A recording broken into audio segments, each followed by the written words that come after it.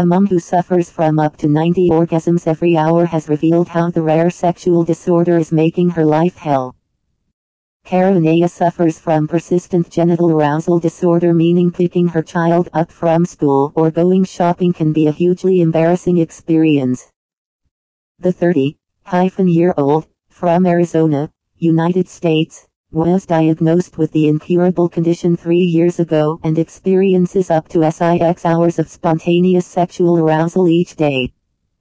But what might sound a pleasurable experience couldn't be any further from the truth.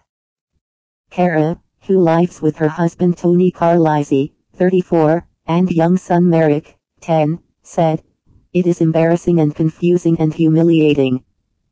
When you are around children you feel like a pervert because you have all these really strong feelings rushing through your body at the same time. So if imagine you can't help out in class or go on school trips because the kids don't understand, the parents don't understand. Even doing the school run is a worry because the arousal will build and I just have to stay in the car until it is over or try and mask it. It has devastated my involvement in my son's life because I feel too dirty to be a part of it. We want him to be a normal kid, but at the same time he can't have friends around because mom has this condition.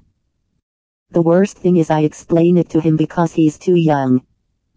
Living with the condition has proven tough for Cara, and in the beginning she became reclusive, giving up work and being unable to leave her home.